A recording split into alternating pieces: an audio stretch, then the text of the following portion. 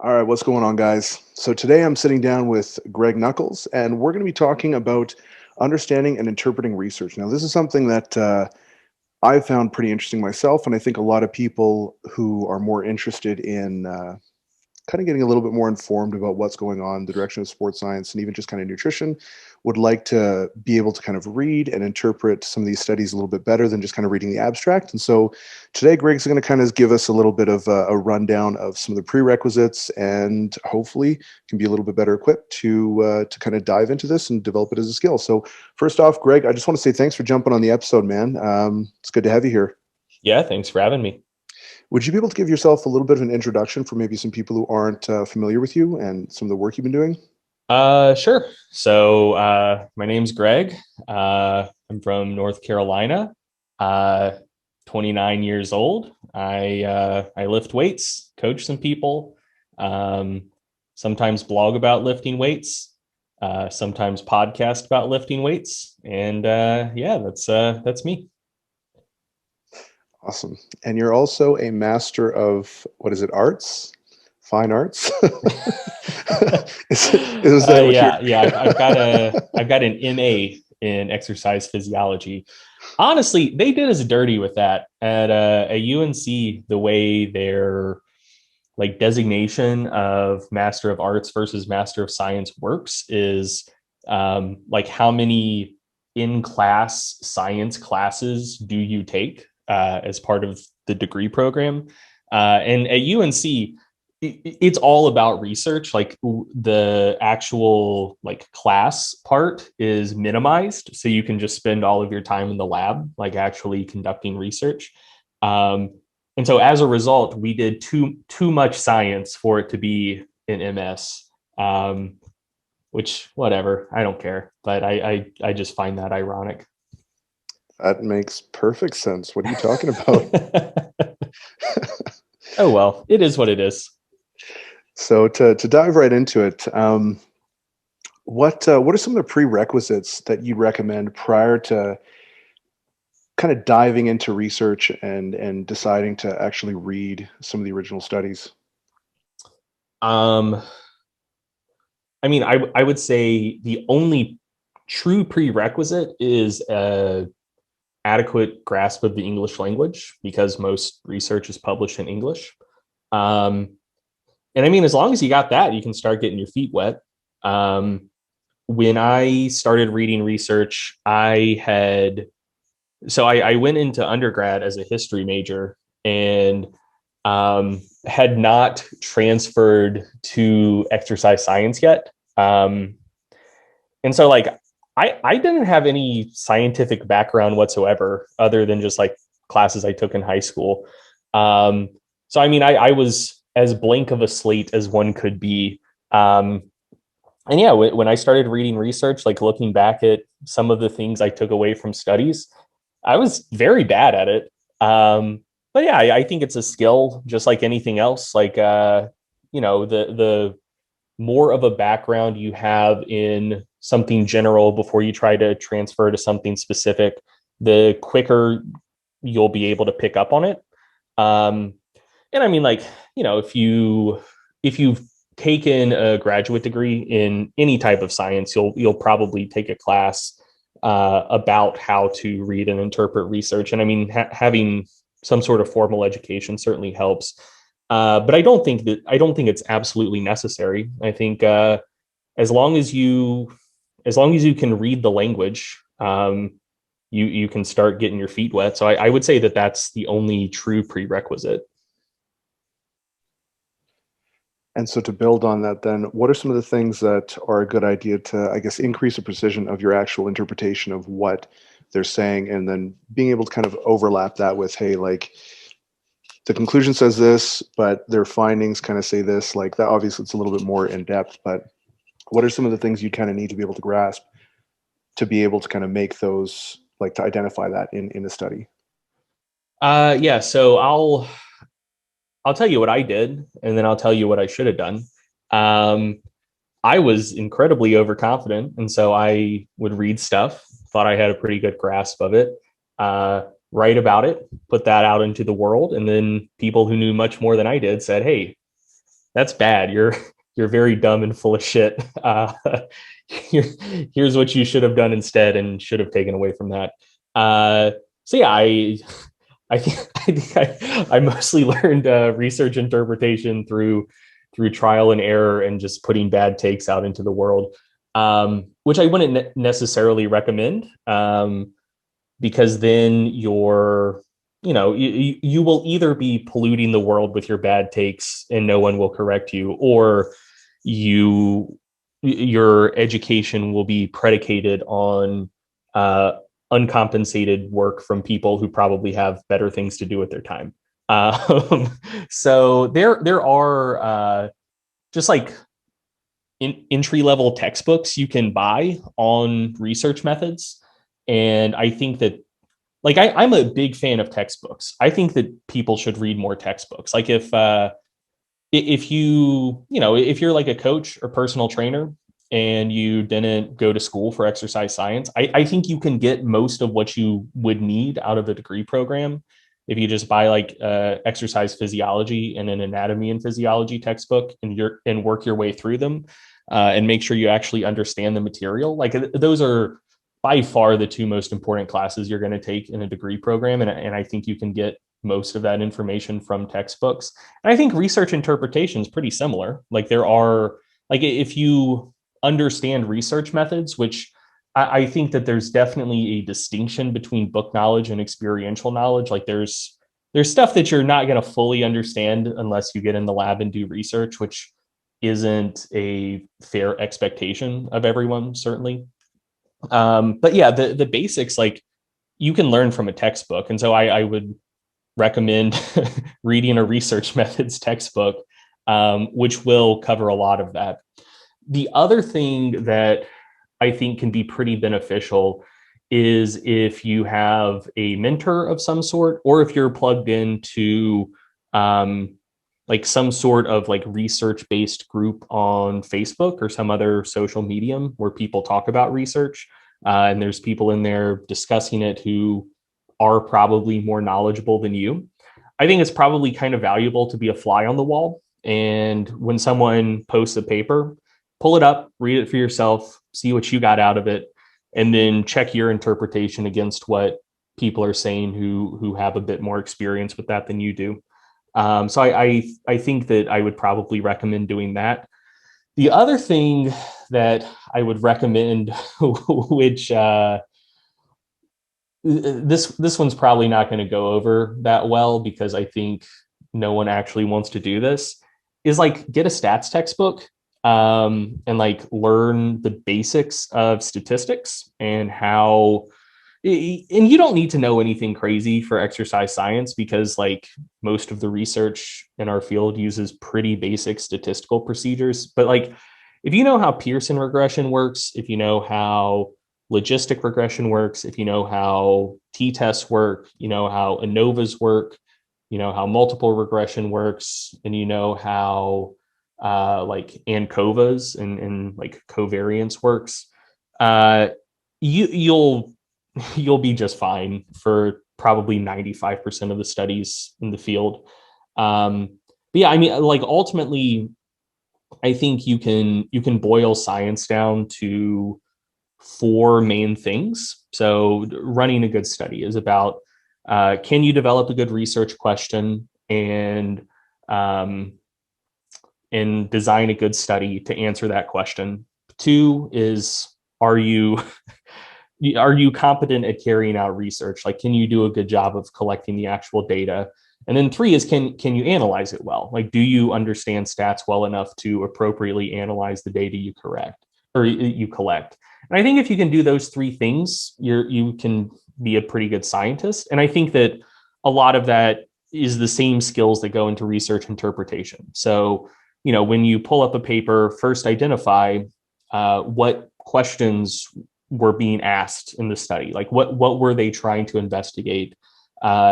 Did the methods they chose to investigate that were they up to the task? Like was it methodologically adequate?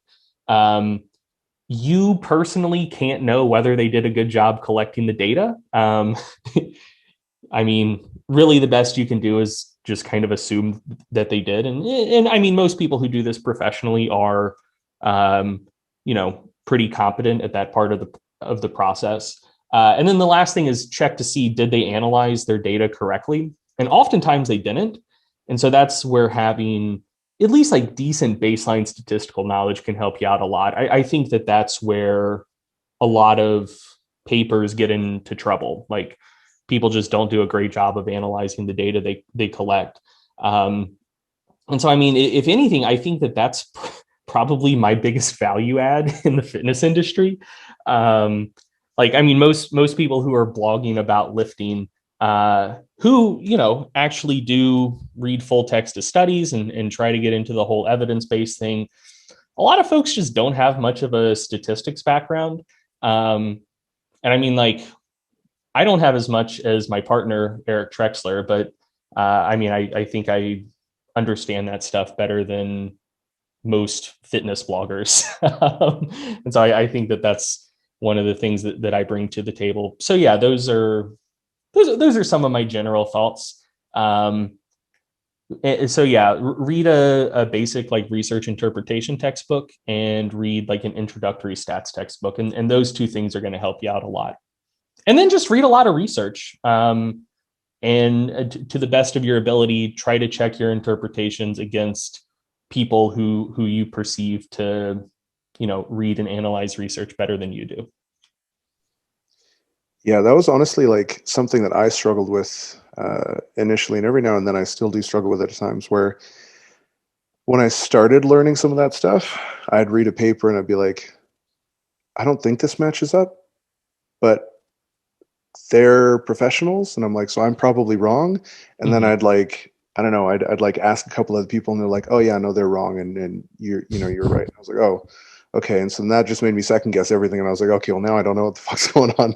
And so it definitely took quite a while to gain like I guess like a reasonable measure of confidence to actually be able to be like, okay, yeah, like they did a good job here, or, this isn't necessarily match up, or I don't know, whatever. But, cause that was definitely a point for me where I was like lacking the most amount of confidence was in kind of reading some of the data sets that they'd present. But, yeah, so that makes a lot of sense.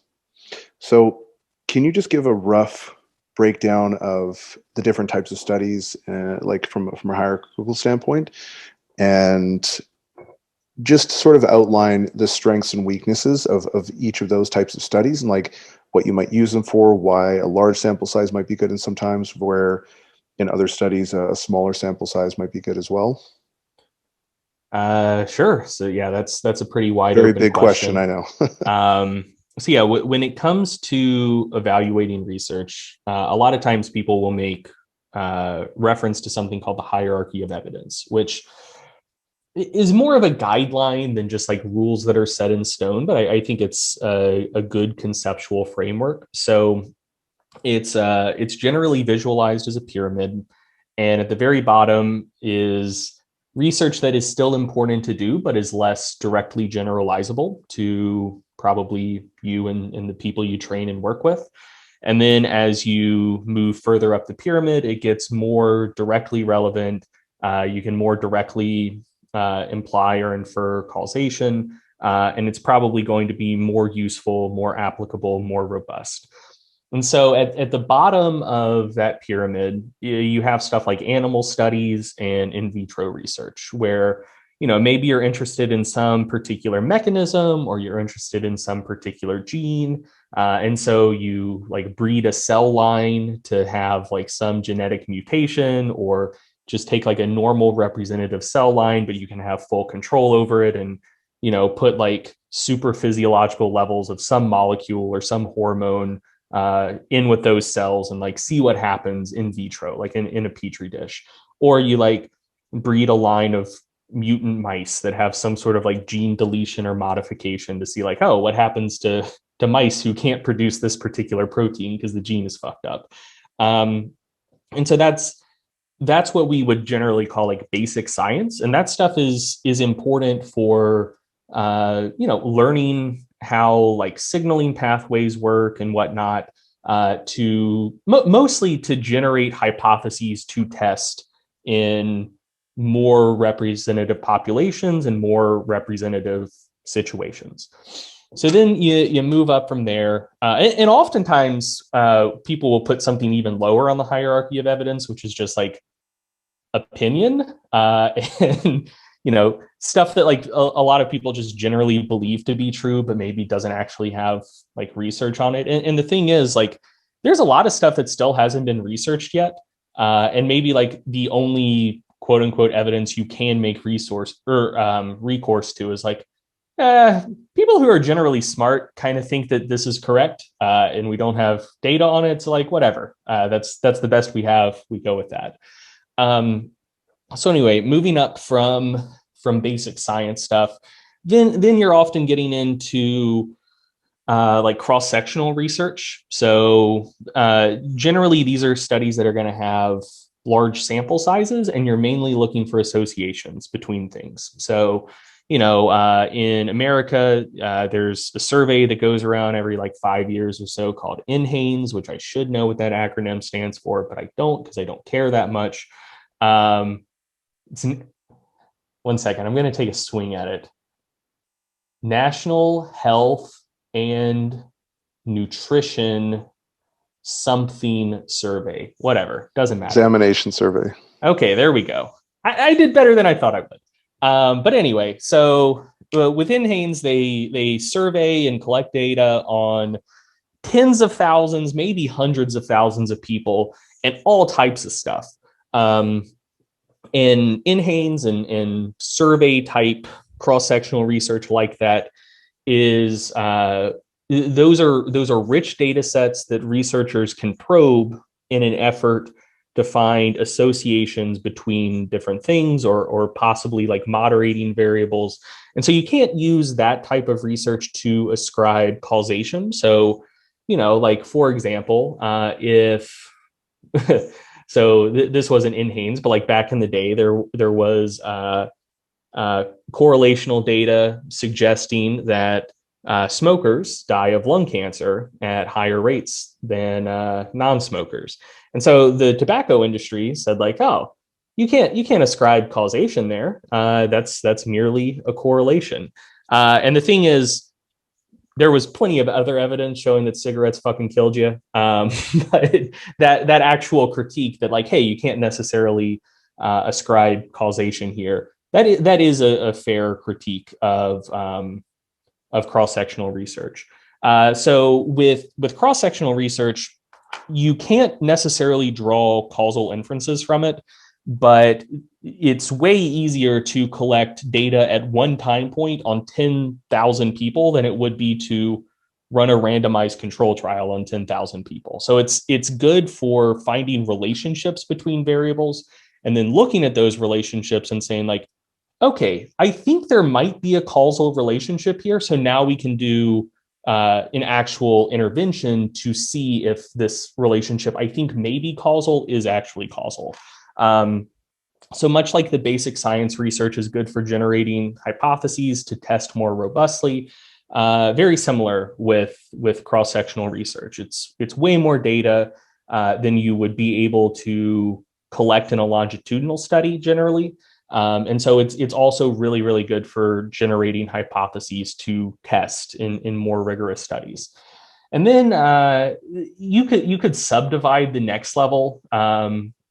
So once you get past cross-sectional research, then you have experimental research, and you could break that down into like randomized control trials, double-blind randomized control trials, which is generally considered like the gold standard, versus like slightly less robust designs. Like, maybe you have a longitudinal study where random group assignment didn't take place, or maybe there's not adequate blinding or something like that. But I'm just going to lump it all together and call it experimental research. So in experimental research, you are generally implementing an intervention and trying to see if that intervention has the effects that you expect it to.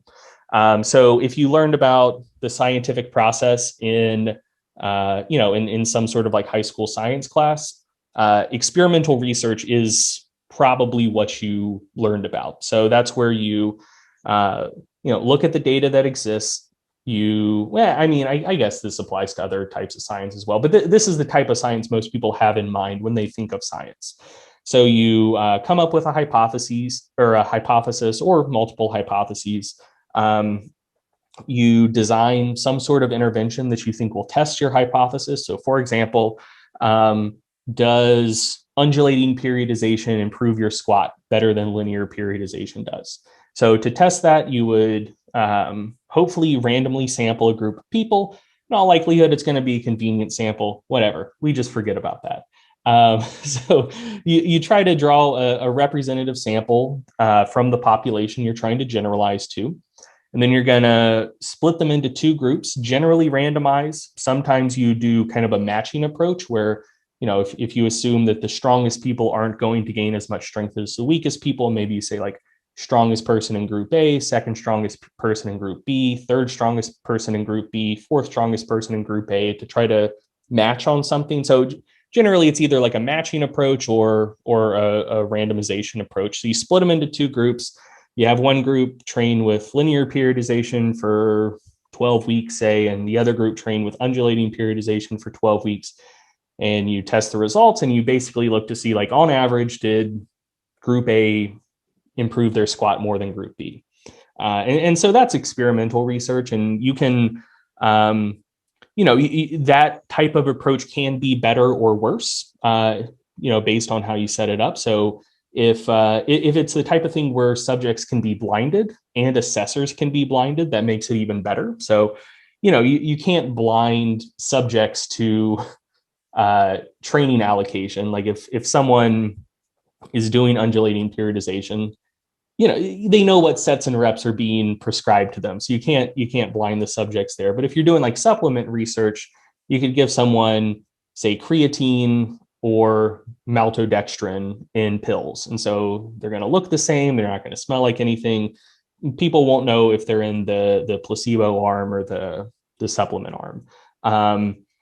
So, you could use a placebo control to blind the subjects, and then you could also blind the assessors. So, there's somebody who's going to be collecting the actual outcome variables, and they don't know like what pills the subjects are being given. So they're blinded. So that helps control for bias. So, if you're dealing with like a randomized, placebo controlled, double blind study, that's like the best sort of experimental evidence you could have.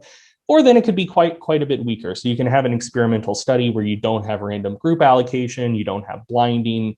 That's still like a relatively robust study design, but there's more avenues by which bias could creep in, which makes it a little bit weaker. So that's in terms of just a single study.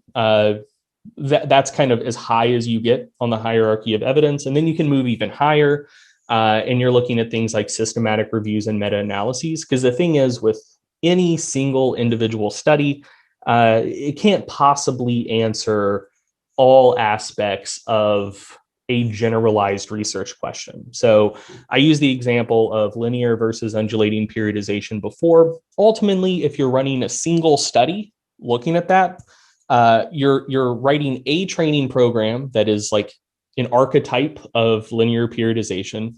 You're writing another training program that should archetypally represent undulating periodization. But those two training programs you wrote are fundamentally discrete individual training programs and not representative of every approach someone could take to linear periodization or every approach someone could take to undulating periodization. So, you can't fully answer a research question with a single study.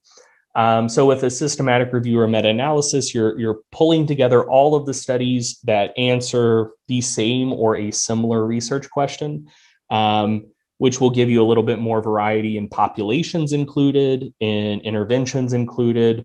And even if you do everything perfectly in a single study, especially if sample sizes are small, you can come up with erroneous results just purely due to like sampling error, measurement error, like whatever. There are visualizations that show this pretty well. Like if you say, if there's two variables where they are not associated at all, like, R value of 0, and you take samples of that population with like just 10 subjects and you look at the association, generally it's not going to be a strong association and it's going to be non-significant, but you can just completely randomly find really strong positive associations or really strong negative associations, not from doing anything wrong, but simply due to sampling error. So especially when you're dealing with small sample research, which we almost always are in exercise science, like you can't put too much stock in a single study, even if it's done really, really well. So with a systematic review or meta-analysis, you're pulling together all of the results that are relevant to a particular research question and analyzing them all together. And that should be the best, most generalizable evidence for a particular research topic if the systematic review or meta-analysis are done well. So yeah, that's a basic overview of the hierarchy. The other thing you mentioned to touch on was sample size. One of the things that people often ding exercise science for are the small sample sizes that are often used in research. And one of the line that I often see is like, oh, there's 12 subjects per group. How could that possibly generalize to all lifters, right? Like that's something I see people say a lot. And the thing is, that's not a completely unfair critique, but I don't think it applies in the way that people often think that it does. So now we're going to talk about statistics a little bit. I'm excited. People listening to this probably aren't. So the type of statistical approach typically used in exercise science is called inferential statistics. And we do things called null hypothesis significance testing. And so basically what you're doing, so you probably have heard the terms mean and standard deviation before. The mean is just the average of whatever measure you're taking. And the standard deviation is a measure of variance about the mean. So, if the average bench press in a group is 125 kilos, and then you'll see plus or minus, and then the number after that is the standard deviation. If it's plus or minus 5 kilos, you can say, oh, most of the people in this group benched similar amounts. You go about 2 standard deviations from the mean, and that should give you about 95% of the data in whatever population or cohort you're looking at. So if you see 125 plus or minus 5, you can say that most of the subjects in this group probably bench somewhere between 115 and 135 kilos. So that's a relatively tight range. Versus if you saw 125 plus or minus 25, that's a large standard deviation. And so now you have quite a bit more variance in the group. There's probably people benching as low as maybe 75 kilos and maybe as high as 175. So that's a huge range.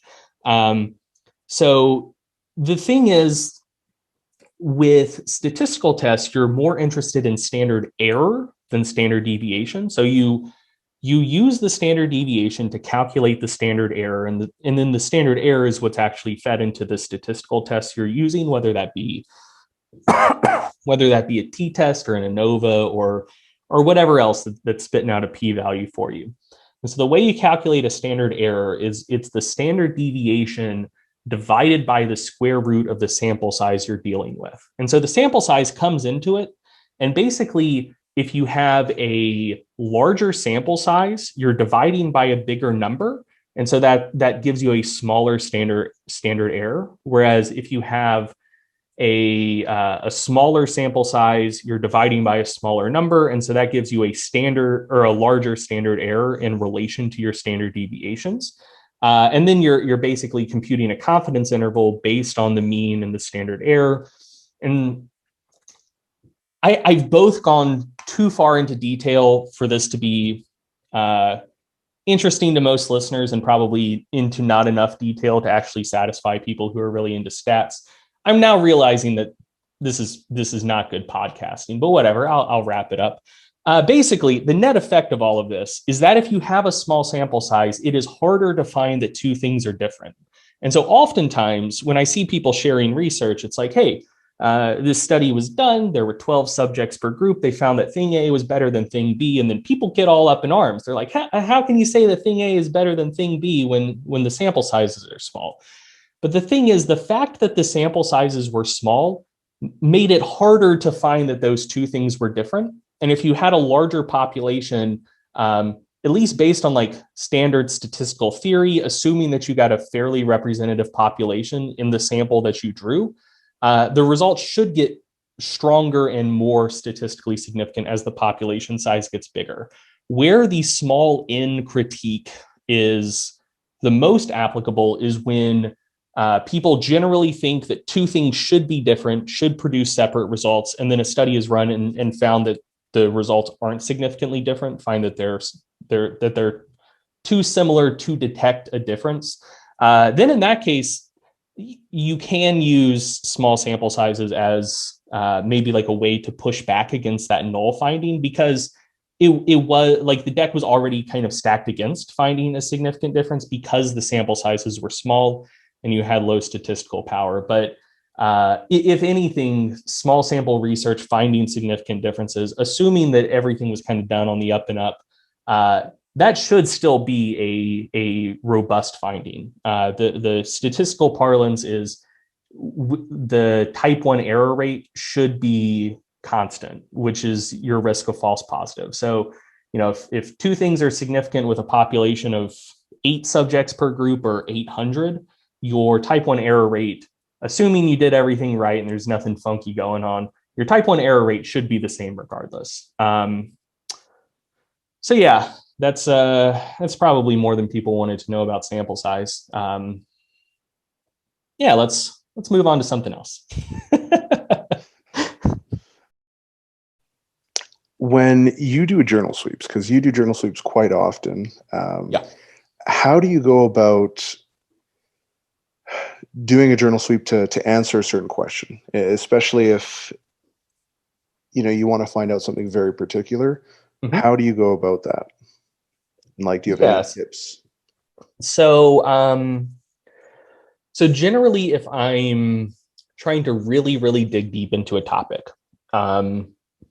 what I will do is generally, so there's two different ways this could go. Generally, the first thing I'm about to describe is what I do. So if I am aware of some research on a subject anyways, I can start with that and basically look to see the terms that whatever I'm interested in are being described in the research I'm already aware of, and then use that to define search terms to search various databases.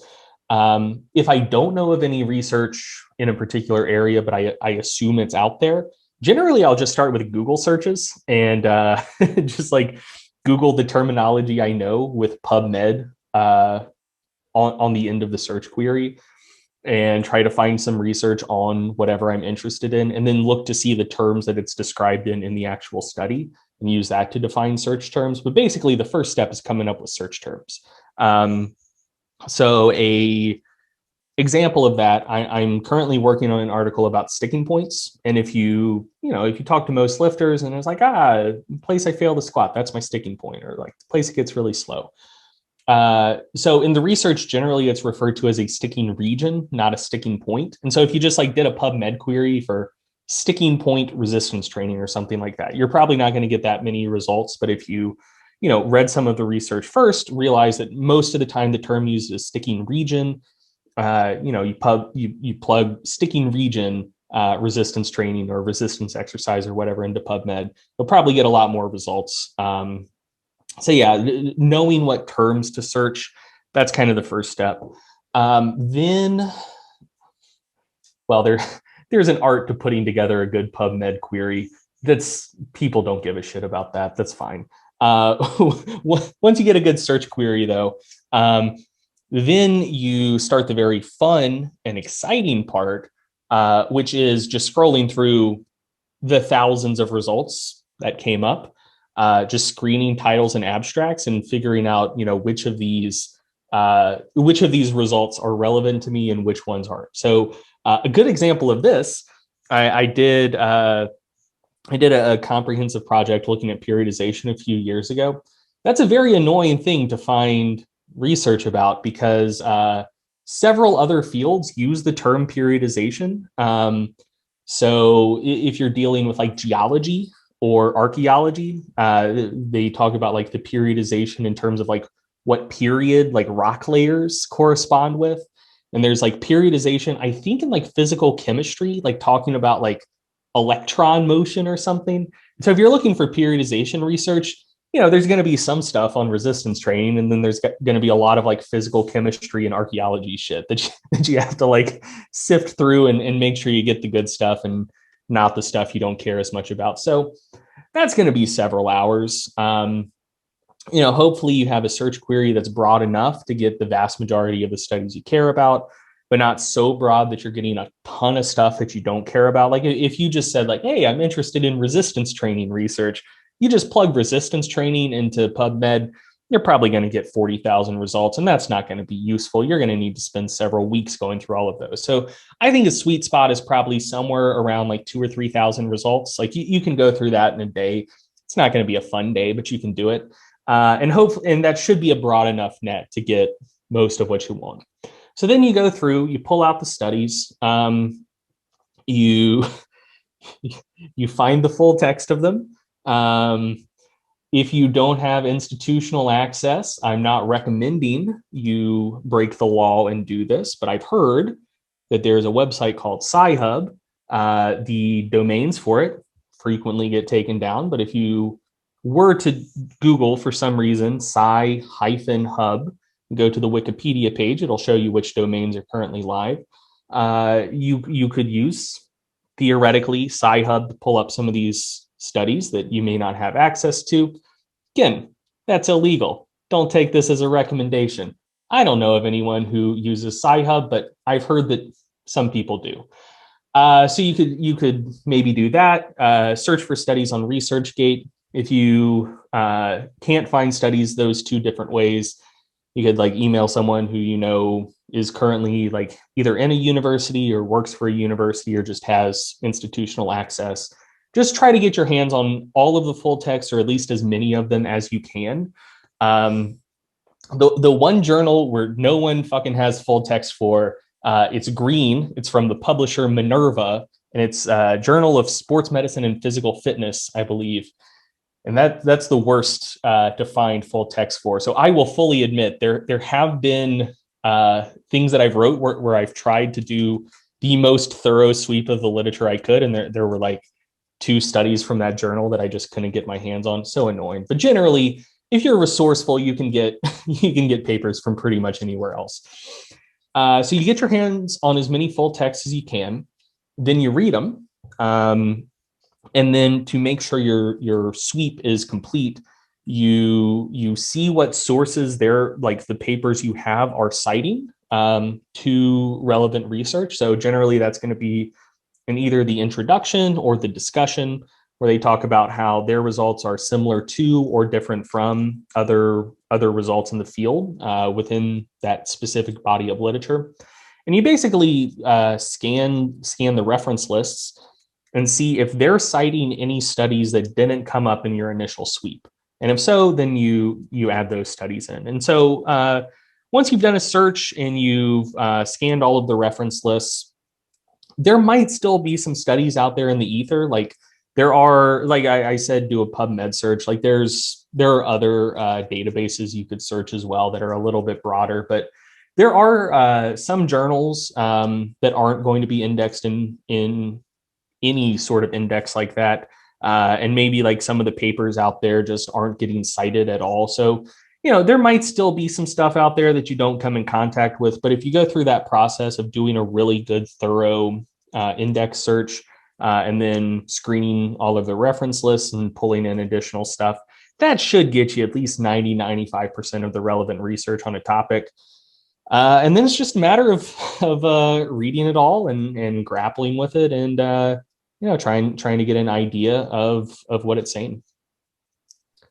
But basically, if you want to do a deep dive on a topic, this is, I think, a mistake a lot of people make. If you're if you say like, hey, here's a particular subject or a particular question, and I want to understand it well. Um, I think a lot of people are like, okay, I'm going to pull up Google Scholar, or I'm going to pull up PubMed. I'm going to do a search. I'm going to find 3 or 4 papers and just kind of go with that. If you really want to do a deep dive and you really want to understand a topic well, the search process itself is probably going to take at least a day or two if you're working efficiently, and then really diving into everything and understanding it on like a deep and intimate level, that's probably going to take you a week or two. So that's it is if you want to get really in depth on the research for a particular topic, you should expect it to be a commitment. Yeah, there have been a couple articles that I wrote. I know the one I Your wrote recovery on article, recovery. Yeah, that yeah, one. that was a good fucking article. That might be Thanks, the dude. best. That might be the best recovery article I've seen. Thanks, man. Yeah, that honestly freaking took me forever. And the thing was, actually, it was so funny because If it didn't, when I was going to be concerned. I'd be like, what the fuck's wrong with me? Yeah, well, if you were like, yeah, I ripped that off in 2 days, I was going to walk into traffic. no, I find a lot of those really big ones take me about a month. And the Yeah. reason why it takes me about a month is because I am constantly nervous that I'm going to get called out by way smarter people. So, one of the things that I'll usually do is if I want to write an article, I actually make sure that I do not read anyone else's articles because I Mm-hmm. don't want to steal anything. And so what I do is like I'll write the article and do all that stuff, and maybe I'll reach out to some people and be like, "Hey, do you have any like specific resources or whatever?"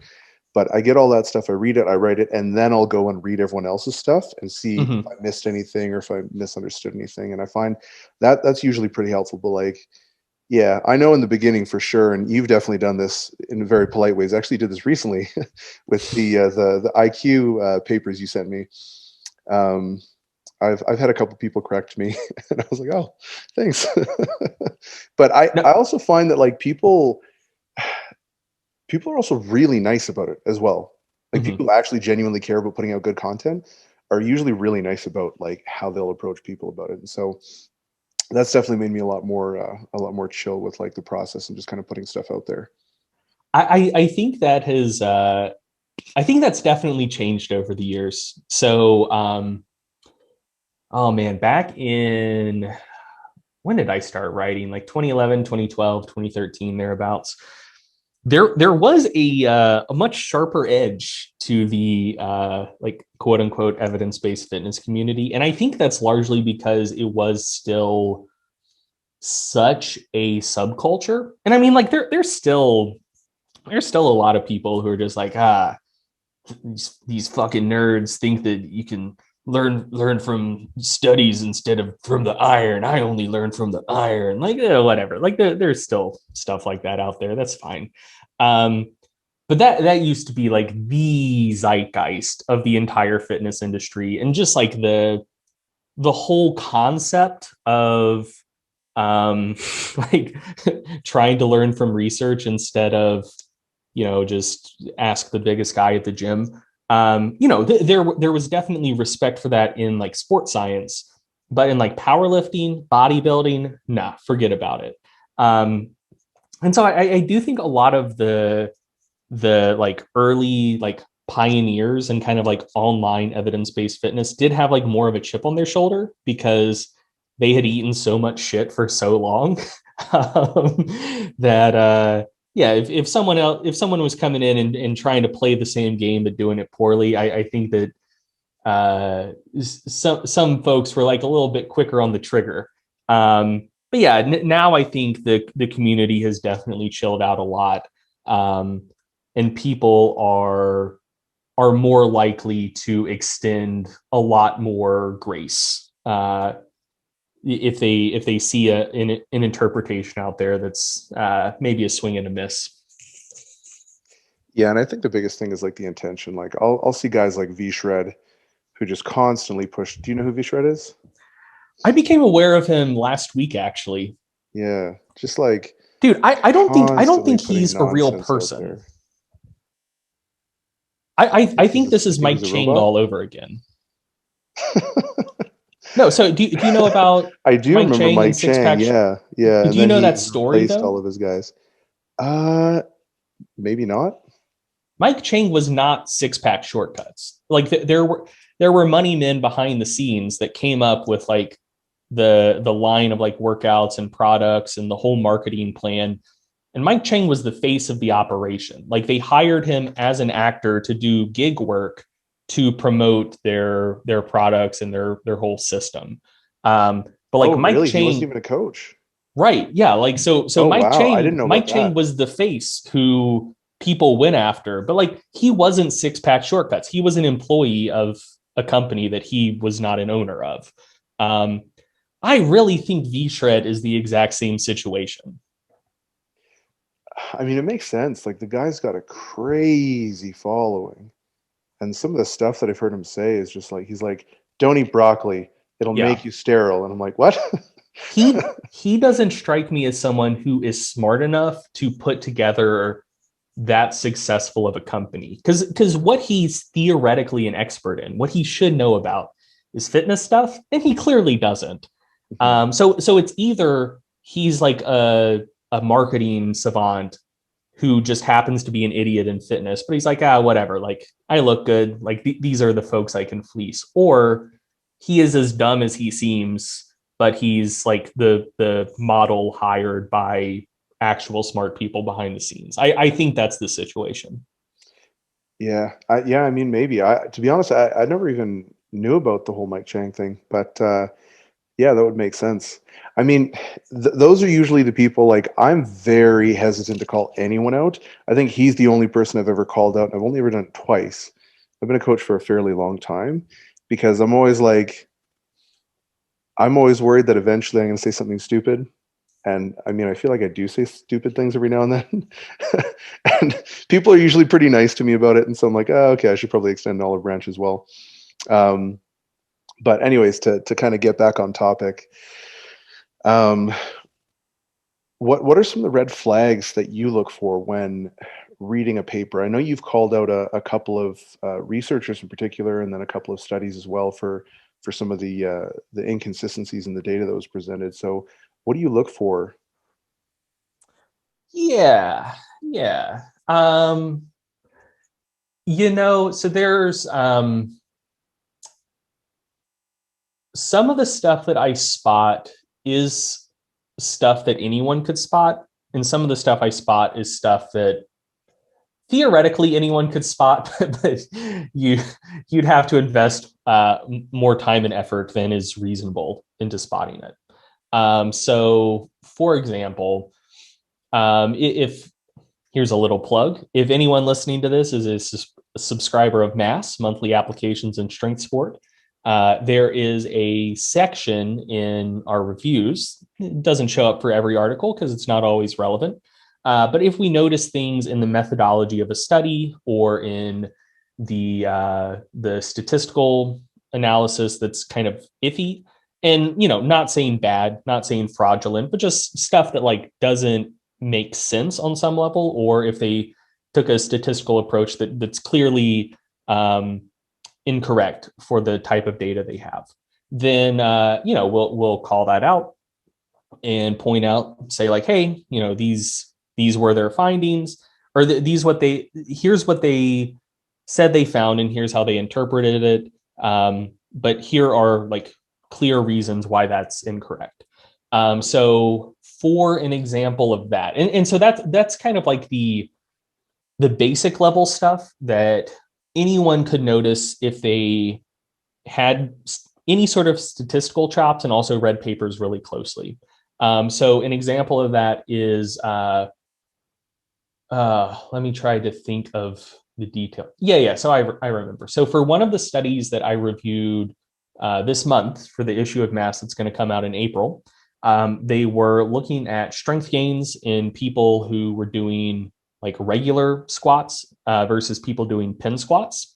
And they reported that and so they tested regular squats and pin squat 1RMs pre and post training in both groups. The pin squat group, they reported that there was a statistically significant within group improvement in both traditional squat and pin squat 1RM. And for the traditional squat group, they reported a significant increase in traditional squat 1RM, but a nominal increase, but not statistically significant increase in pin squat 1RM. And so they report this. And I say, well, that's interesting because there's also a figure in the paper that shows all of the individual data points. So all of the pre-training maxes and post-training maxes for the subjects in that group, and like lines connecting them. So I know like which numbers go with individual subjects. And so you can use a program called Web Plot Digitizer, which lets you basically screenshot the figure, align the axes, click on the data points, and extract the data from the figure. And so from there, I was able to recreate their statistical analysis, like what they said they did in the study. And they reported that there wasn't a significant increase for pin squat 1RM in the traditional squat group.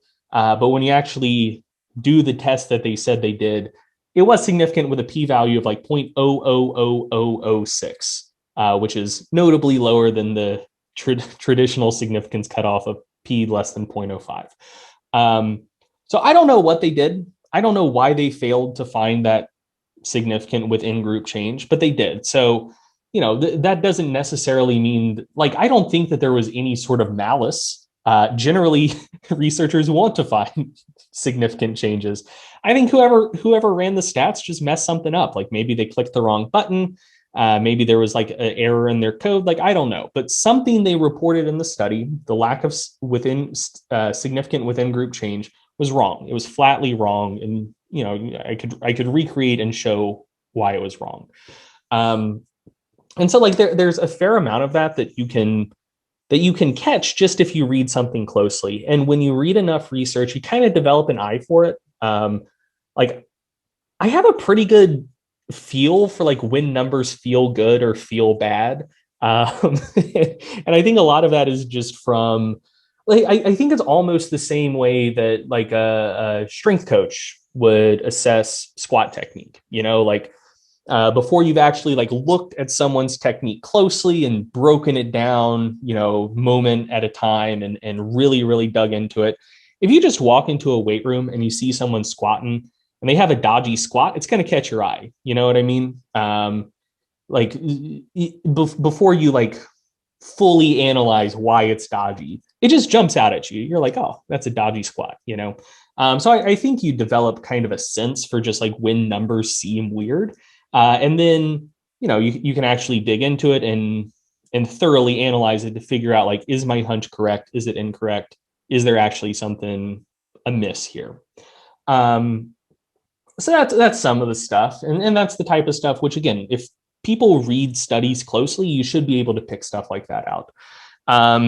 Some of the other stuff that I've noticed, and I think you're talking about some work from a graduate student who was very prolific that we put out a white paper about, which I'm not going to talk about in detail because they may or may not have threatened litigation. So I'm not going to say this person's name. Whatever. You could just check out my ResearchGate profile to see if there's a particular white paper that you might be interested in. Anyway, for that particular instance, there was a bit of intuition that went into thinking like, oh, okay, there might be something weird going on here. And then there was also a lot of elbow grease that went into it. So in that particular instance, the thing that tipped me off that something was kind of weird was there were results reported that were both well outside anything that I'd seen coaching, and also well outside anything that I'd seen reading research before. So one thing to note when you're reading research, I guess, is oftentimes you see like rates of strength gains that are considerably higher than you would see maybe coaching your own athletes. And a lot of that, I think, just relates to the fact that like a lot of the folks who are recruited for studies might have some training experience, but aren't like super well trained. And maybe the training they're doing on their own isn't particularly challenging. And you say what you will about the training protocols used in research, but oftentimes they're very challenging. Like they're hard shit. So oftentimes like people gain strength pretty quickly, which is also probably somewhat contributed to by how short the studies were. Like I think it would slow down a lot if studies were 24 to 32 weeks instead of 8 to 12 or 16 a lot of the time. But anyway, yeah, I saw some strength results that made me stop and say like, oh shit, these people got really fucking strong really quick. I don't know how I feel about that. And then I started poking around a little bit more. I was like, okay, I recognize some of these names. And I noticed before that some of the results did look a little bit weird to me. So, for example, in one of the other studies that I'd seen this person with their name on it, they had groups of men doing leg press 10 rep maxes, and the reported 10 RMs were something like 175 kilos plus or minus 4 kilos. So that's a really tight range. And like I've read enough research to know what sorts of ranges to expect. Like when it comes to just like pulling a random sample from a population. Like if you just went to a random gym and you said like, hey, I'm going to get 40 people to do a 10 rep max leg press, you're not going to see all of those 10 RMs fall within like a 15, 20 kilo range. So I was like, okay, that's kind of weird. Let's look at some more of this stuff. And there were other people involved with this as well. Obviously, like once I started noting some weird stuff, got up with some other folks, we all dug into it, and there were just like a lot of things like that we could then like statistically quantify by how much does this differ from the rest of the literature. And that process basically came down to finding a random sample of similar resistance training studies on similar populations, and basically looking to see like, hey, all of the shit we can quantify, how far outside the norm is this stuff we're looking at. Then one of the co-authors of some of those papers we got up with him. He got involved. He shared some of the data sets with us. And then we found some weird patterns in the raw data. And like, if you are just like reading research, you probably wouldn't be able to do that. Like most studies don't have open data. These studies didn't have open data. We were very lucky that one of the co-authors was willing to share the data with us. And that basically allowed us to look into some other things on like a pure probability level.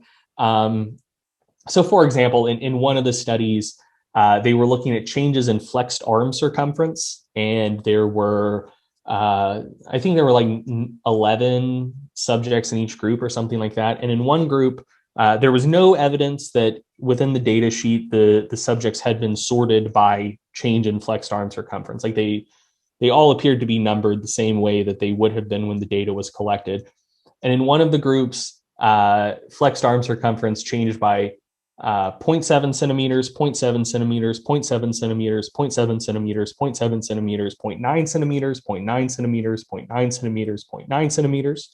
And in the other group, changed by 0.8, 0.8, 0.8, 0.8, 0.8, 0.8, 0.1, or 1.1, 1.1, 1.1, 1.1. So like within both groups, there were only two values by which flexed arm circumference changed, and they were both like runs that were arranged low to high, and there were only like two discrete numbers. And so you can quantify how unlikely that is just using basic probability theory. So yeah, that's the type of shit we were able to get into once we had the raw data. And so yeah, like that's the type of stuff where it's me probably going overboard, and most people, like I wouldn't expect most people to note stuff like that. And even if you note that like something seems weird, that whole project, there were like 6 of us working on it, and conservatively 200-300 hours of work went into actually like finding comparable studies and like really probing all of that stuff. So like, yeah, there's some dodgy stuff out there. Yeah, potentially dodgy. I'm not leveling any accusations. I don't want to get sued. But there's some numbers out there reported in the research that may be odd. That maybe you wouldn't necessarily notice or be able to quantify just how odd they were unless you're like me, and this is like interpreting research is basically your full-time job. So can you touch on um, like some considerations to be aware of when trying to take research and apply it to like real world scenarios, right? So for instance, like some of the research on strength training, on different forms of periodization, whatever, and how you might apply that to your own training or your athletes or whatever. Sure. So I think that so okay. First, I think it's worth considering what type of study you're looking at and what you necessarily want to do with it. So, for example, if you're interested in recovery modalities, say, that is the type of stuff that you can probably apply one to one. So, for example, if a study finds that the use of lower body compression garments with a I don't know what the normal unit, well, I know what the units are. I don't know what like the magnitudes are, but whatever. Let's just say a compressive pressure of uh, 40 millimeters of mercury is sufficient to improve like the recovery of force output in people after resistance exercise or something like that. That's the type of finding that you could probably just anticipate that you can apply one to one. So, if you're looking for something that might improve your lower body recovery, you're having trouble recovering from your squat training, and you see like, oh, there's some cool stuff on compression garments. You could look at a study like that and say like, okay, how much compressive force did the compression garments use? When were they applied after training? How long were they applied for? And you can probably just apply those findings one to one, right? Versus something like a resistance training study where, so to think of a recent example, there was a study looking at tricep growth after just skull crushers, just bench press, or a combination of bench press and skull crushers. And basically what they found was that the bench press did better than the skull crushers at growing the lateral head of the triceps, but the middle and long head of the triceps grew better from the skull crushers. And so for well-rounded growth of all three heads of the triceps, the combination of bench press and skull crushers was better than either just doing skull crushers or just doing bench press. And so if you look at that, like that's an applicable research finding, like that probably generalizes to, for muscles with multiple heads and maybe a mixture of monoarticular and biarticular muscles within the muscle group, which would apply to the triceps, apply to the quads, apply to the hamstrings. So like it probably does generalize a little bit.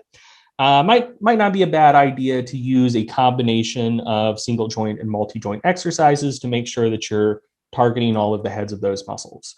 So that is kind of a broad generalized finding. It may not apply beyond the triceps. I think it probably does, but you could maybe take that concept and apply and generalize it. Or if you wanted to be a little bit more, if you didn't want to generalize it as much and you wanted to keep it focused on the study at hand, you might generalize to, okay, I want to grow all three heads of my triceps. I see that there's quantitative results showing if I do both bench press and tricep extensions, that's going to do a good job of growing all three heads of my triceps.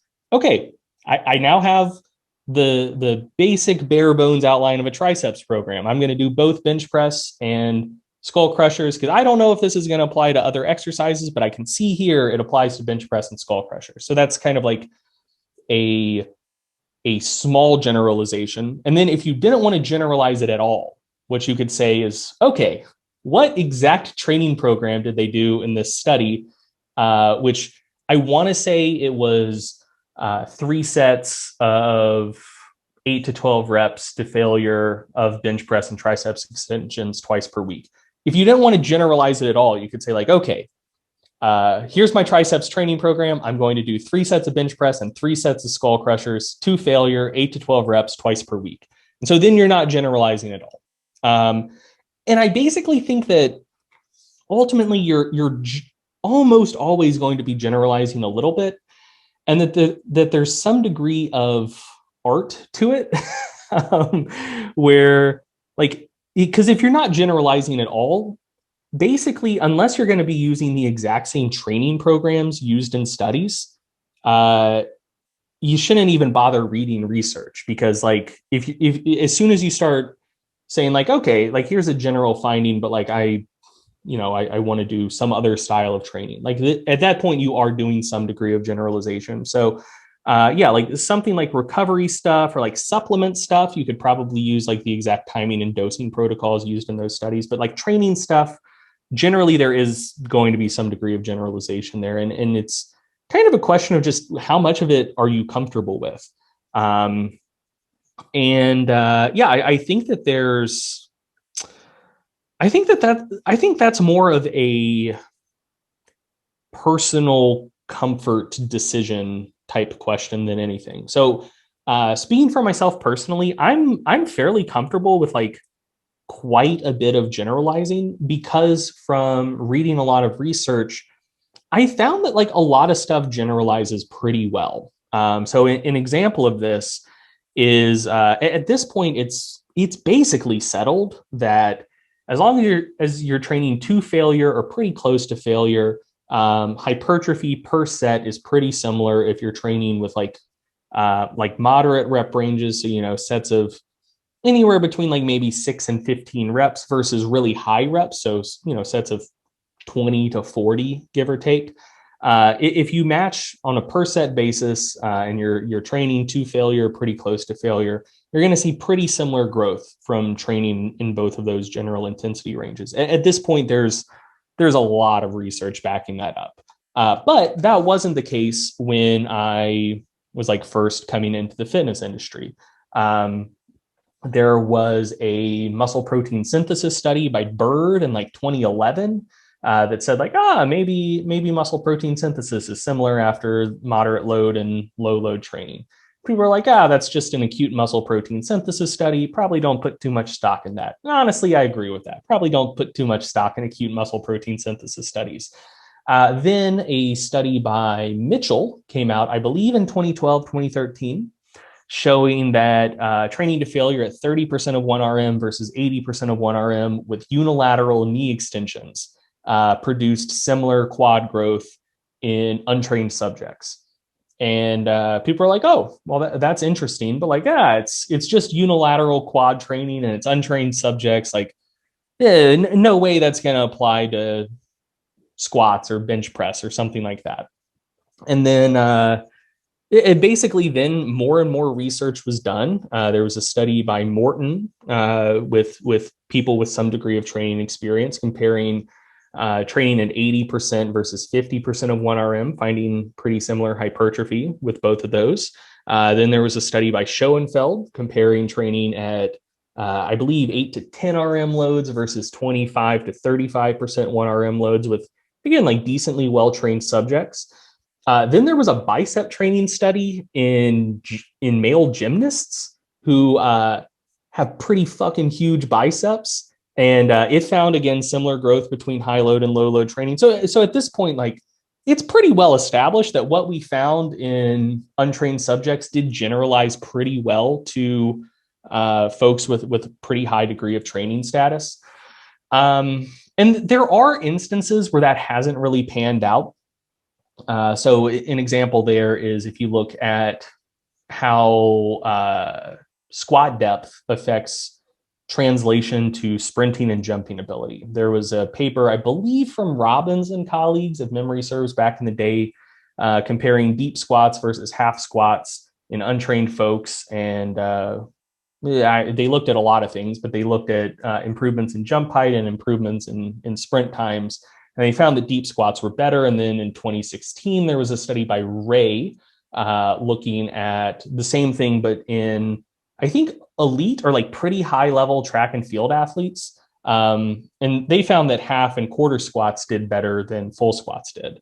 And that probably relates to kind of what is constraining performance in those two populations. Like untrained folks, if you put muscle on their frame, they're probably going to perform better in most respects. Whereas for elite level athletes, they're probably plenty muscular, like they're generally pretty muscular already. And so it's more about like what is a more specific stimulus that's going to transfer better to performance, and half and quarter squats match the joint angles of sprinting and jumping a little better. So yeah, like sometimes stuff doesn't generalize, but I found that like generally stuff translates to different populations better than one would often expect. So like I'm generally fairly chill with not stating confidently that studies on one population will generalize to another, but using that as a baseline assumption. And other people are less comfortable with that. And I think both perspectives are entirely fair. And I think I think it's more based on your experience and just general comfort level, and how averse you are to potentially being wrong than necessarily any sort of like hard and fast criterion that is objectively right that all people must adhere to. Yeah, that makes sense. Like I've I guess it's pretty similar to even just different coaches and how they approach certain exercise selection. Like I've heard Joe Sullivan say he doesn't see any value in doing deficit deadlifts for sumo, and I've had a lot of success with it with my athletes.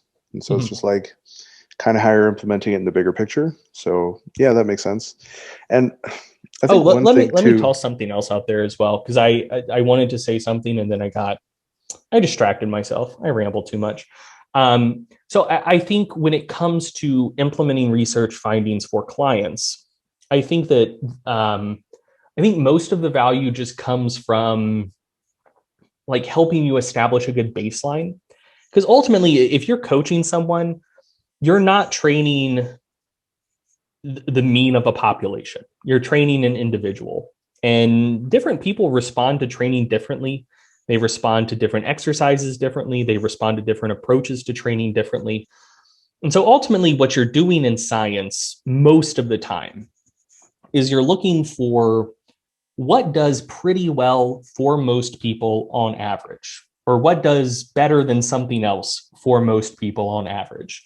And so I think that research can give you a really, really good starting point when it comes to training recommendations, and having an idea of the sorts of things and the sorts of mixes of variables that will produce pretty decent results for most people most of the time. And so I think it's good for establishing that starting point. But past that, I mean, I think it mostly just comes down to experience and skill as a coach. I think research can come into the process in other ways. So, talked about recovery modalities, talked about supplementation stuff like that. Those are the types of things where you can look at research and assume things are probably going to translate pretty well.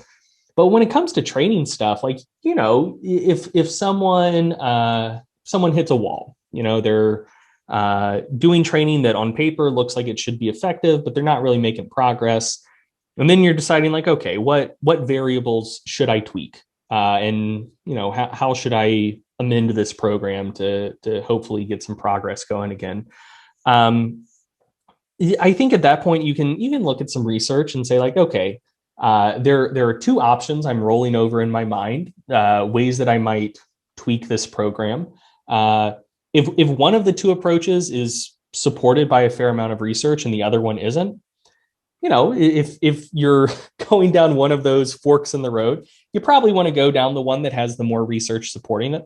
So it can come into the process there. But yeah, I think that in terms of like actually on the training side of things, applying research directly to the process, I think most of that comes down to just like figuring out and establishing good baselines to start working from that you're inevitably going to get away from once you get a better idea of what that individual does best with and responds best to. Yeah, no, 100%. And just to kind of piggyback on that as well, like I think one thing for me, anyways, that really helped with just reading different papers was kind of paralleling, like, I guess, superimposing that over my own experience and being like, hey, this paper is saying that, you know, 0.2 grams of protein is the same as 0.9 grams of protein per pound of body weight. That's probably not true, because when I eat 0.2, I lose a bunch of weight and I feel my joints and like, Mm-hmm. or whatever else, right? And so I feel like you can overlap quite a bit over just like kind of practical experience and like what other people just say generally, and even like even in a lot of cases, like what the kind of gym bros will say as well. There's usually at least like a half truth in a lot of the things that they do. In a lot of the Mm-hmm. stuff, there's no truth, but in a lot of the stuff, there's still a lot of half truths. Um, so yeah, I definitely feel like practical experience is pretty valuable, especially when you are kind of looking into some of these things as well. And yeah, I mean, I guess it's a pretty important distinction as well that you made about the utility of research and like what it can be used for and what it probably shouldn't be used for. Like, you're probably not going to really find anything that's going to be like, hey, what this guy needs in particular is accommodating resistance, Yeah. you know? So, Oh, yeah. I mean, if there is ever a study that's like, okay, what is the best training approach to improve the bench press for people who fail at lockout? And yeah, they, recruit a sample of 100 subjects who all fail their bench presses at lockout, and they try like and they randomize them into like 6 different groups who take like different approaches to fixing the problem, and like one of the groups is clearly the best. And like, okay, you could say like, okay, you fail your bench press at lockout, we have an evidence-based solution to that.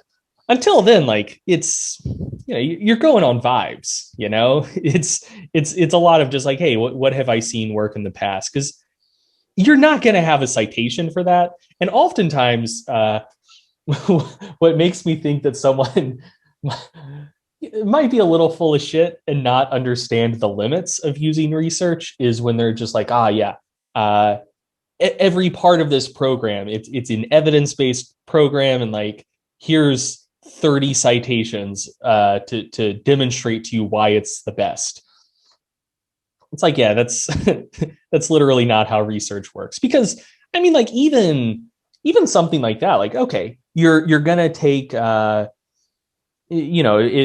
say you're periodizing your um the program you're using, and you're recommending the use of velocity-based training, which there's some studies indicating that might produce better strength gains than like percent 1RM type load prescription. And you're using like research citations about the volume being used. So those are 3 things going into your program, all very reasonable in isolation. And you say like, okay, here are my citations to explain why we're using this periodization style, why we're using velocity-based training, and why volume is what it is in this study. Well, you're going to run into problems there because, like, one, I mean, I've read all of the velocity-based training research that's out there, like all of the longitudinal stuff. They haven't tried every possible periodization approach with velocity-based training yet. Like, most of that still, like, most of the periodization literature uses load assignment using percentage of 1RM. So can you necessarily assume that the periodization style that works the best with percent 1RM based loading is also still going to work the best with VBT? Maybe, maybe not. Hard to say. That study hasn't been done. And then if you're doing VBT, you're probably not having people training to failure, because that to some degree defeats the purpose, like a lot of the benefits you can get from velocity-based training. And especially if you're citing a particular study to explain why we're doing velocity-based training, those studies don't involve training to failure. Usually they're terminating sets after your velocity drops like a certain percentage from the first rep. But then most of the studies you'd cite to back up a particular volume recommendation, almost all of the volume studies do involve training to failure. So, you could say like, here are three things in isolation that have evidence to support them. But then you put them together, and the combination of those three factors, you're not going to be able to point to a study where all of those three things are present. You know what I mean? Um, and like, then you run into the question of generalizability again. Like, can you assume that a given level of volume that's appropriate when people are training to failure is also appropriate when people are training 5 reps from failure? Probably not. Especially if someone's interested in hypertrophy and they're training super far from failure, they'll probably need to do quite a few more sets to compensate. So like, yeah, you can't write a training program and say that like this is 100% based on research, because like as soon as you do, you're going to run into contradictions like that. Like it's more about getting a bearing. Like an analogy that I use is it's the difference between a map and a compass. So I think a lot of people who aren't particularly sophisticated when it comes to reading research and applying research is they treat it like a map, where they say like, okay, this is the holy script, and if I do what it says, I'm going to get good results. Whereas I think it's more useful when you treat it like a compass, like it points you in the correct general direction, but you have to use your skill as a navigator to find your way from there. So yeah, that's kind of how I feel about it. Yeah, I don't think I've ever heard anyone really talk about research as far as program design goes. I don't doubt that it happens. I've heard a lot. Like I remember I posted a couple things, and I don't really get too many trolls, probably because I don't have like a huge following. Mm-hmm. Every now and then I'll get something, but they'll be like, I don't know, they'll just like throw up a PubMed link and be like, "What about this?"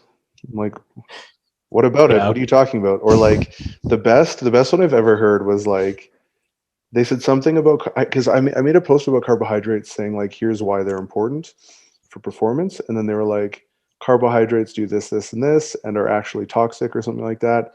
Update update your facts or update your position or something like that. And I was like, oh, okay. But I don't usually, yeah, I don't think I've ever heard anyone talking about programming in particular. It's usually like nutrition and stuff that tends to be a little bit more debated, at least what I'm exposed to. But Yeah, I don't know. I see a lot of it, but it's probably just a question of like who you follow, what circles you run yeah, in. yeah. Honestly, I don't follow anyone. I follow like 300 people, and all of them are either researchers or like big lifters, because I can't handle like all the negativity or all the booty shots that a lot of girls do. So I'm just like, I'm out. Yeah, Um, I mostly just follow like pet accounts and meme accounts, man, at least on like Instagram. yeah, I had my first dog not too long ago, and I was like, I didn't realize that I was capable of more than like two emotions, and now I have at least three or four. And so I follow so many like pit bull accounts now. And I just like I'll open up my phone, be pissed off, and I see a pit bull just like smiling like a freaking idiot, and I'm just like, oh. But anyways, I'm a man. I drink beer and I have hair on my chest. So we're we're coming up to that about almost an hour and a half mark. So actually, why don't you tell everyone? I know you mentioned it previously, but why don't you just mention Mass, because that is a really great resource. I was signed up for that for well over a year. I usually like to kind of cycle through them, and so by the time I come back to Mass, you guys will have like several editions. So yeah, why don't you plug that real quick, and then just kind of tell people where they can find you. Yeah, sure. So MASS stands for Monthly Applications in Strength Sport. That's a monthly research review that I put out along with Eric Trexler, Eric Helms, and Mike Zordos. We tag team it. And yeah, we look for the research that's going to be the most useful and applicable to lifters and coaches. Break it down, try to give practical, actionable takeaways from it. And yeah, I think it's pretty cool. Uh, Other places you can find me, I'm on Instagram at Greg Nuckols. That's my personal account. Post some lifting stuff, post a lot of food content, occasionally post pictures of my dog. For actual fitness stuff, probably the best place to follow us is I can't remember if it's at Stronger by Science or at official Stronger by Science. I think we now have the Stronger by Science handle. So it's just search for Stronger by Science. That's us. Um, that's where we post the actual fitness content. Um, I'm active on Facebook, kind of. Uh, Again, I don't really talk about fitness that much on Facebook anymore. And if you want free content, you can go to sbspod.com to check out the Stronger by Science podcast that I am the temporary guest co-host on. And you can check out our written stuff at strongerbyscience.com. Awesome. So all that stuff's going to be linked up in the show notes, guys. Definitely go give him a follow. Check out his podcast. He's got tons of great information and material, and hopefully he doesn't get kicked off the podcast in the next little bit. Greg, man, thanks so much for jumping on here and talking about this really boring / really interesting topic. Yeah, thanks for having me. I think it's fun. I tried to talk about it with enough excitement to fool other people into thinking that it's fun and exciting. So we'll see how that goes. Yeah, no, I definitely find there's not enough information about this type of stuff. And I've had enough people reach out to me about it that I feel like there's definitely a need.